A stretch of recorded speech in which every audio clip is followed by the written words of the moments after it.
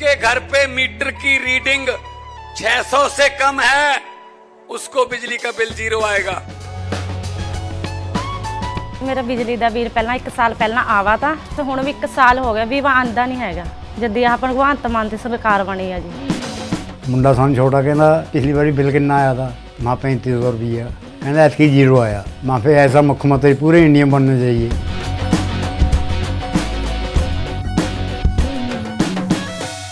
ये सब किसी जमाने में कांग्रेस में हुआ करता था कि चुनाव हार गए तो फिर ब्लेम गेम शुरू हो गया। बीजेपी खुद सबसे अनुशासित पार्टी कही जाती थी और वहां से ही सब कुछ हुआ करता था, लेकिन कर्नाटक में बीजेपी वालों ने ही बीजेपी के इस अनुशासन की धज्जियां उड़ा दी है। कर्नाटक बीजेपी के आर्किटेक्ट माने जाने वाले येदुरप्पा का पुत्र मोह अगर देखा जाए तो पार्टी को बहुत भारी पड़ गया। बीजेपी के ताबड़तोड़ हार के बाद प्रदेश बीजेपी अध्यक्ष बी विजयेंद्र अगर बात करें तो इनके कुर्सी के लिए कुर्सी की होड़ मचना शुरू हो गया और इसे कुर्सी तोड़ने जैसा साबित हो गया।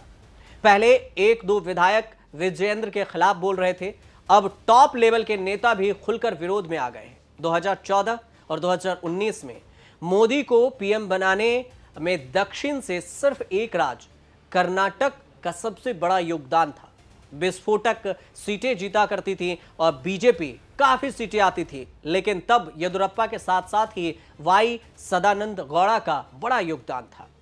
येदुरप्पा प्रदेश की राजनीति से बाहर नहीं निकले, लेकिन इनाम में सदानंद गौड़ा की लॉटरी निकल गई। सीधे देश के रेल मंत्री, कानून मंत्री बन गए और मोदी सरकार के टॉप मंत्रियों में गिने जाते थे सदानंद। फिर न जाने क्या हुआ कि सदानंद गौड़ा के सितारे कर्नाटक से लेकर दिल्ली तक गर्दिश में आ गए।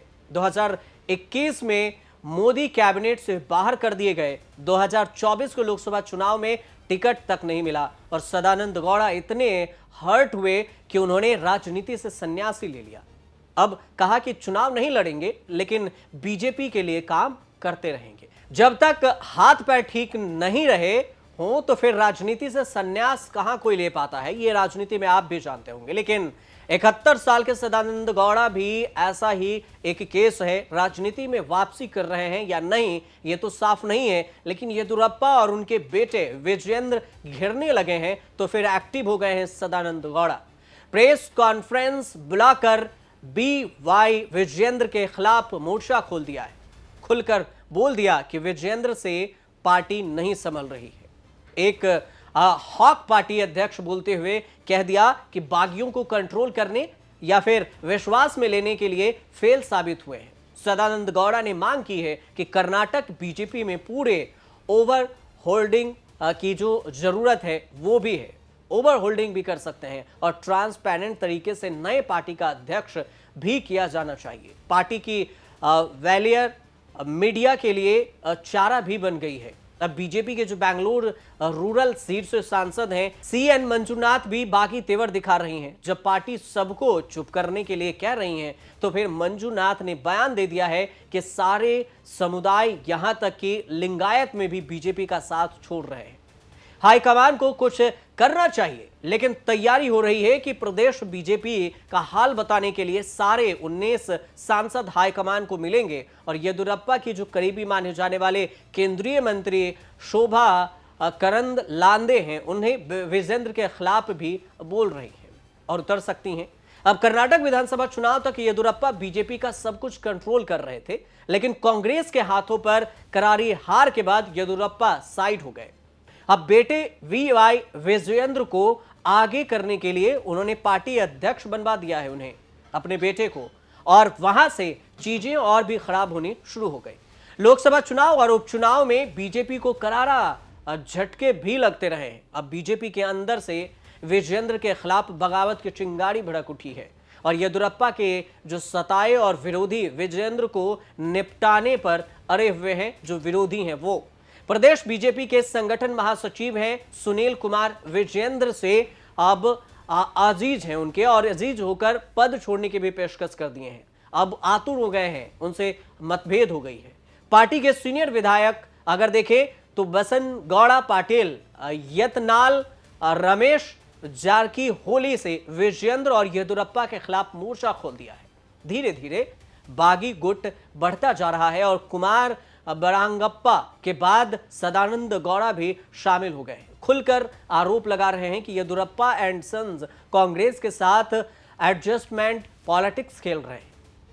येदुरप्पा और सिद्धारमैया एक दूसरे के करप्शन को कवर अप करने के लिए एडवांटेज और फिर एडजस्टमेंट खेल रहे हैं और इसी खेल के बीच में पुराने और भी धाकड़ नेता बी श्री मालू का भी नया कांड शुरू हो गया है।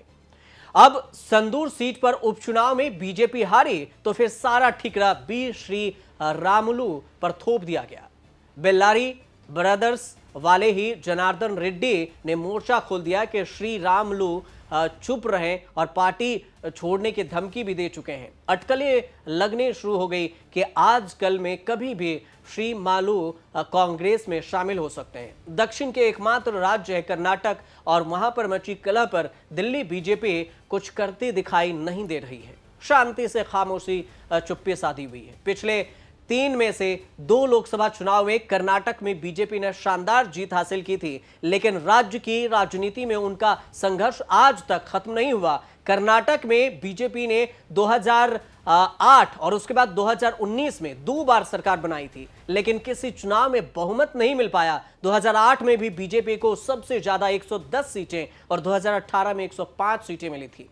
कांग्रेस से आगे निकलने के बाद भी बीजेपी बहुमत से दूर रही और फिर तोड़फोड़ से बीजेपी के सरकार बनाने का खेल भी येदुरप्पा ने ही शुरू किया। अब शुरू होता है यहां से ऑपरेशन कमल।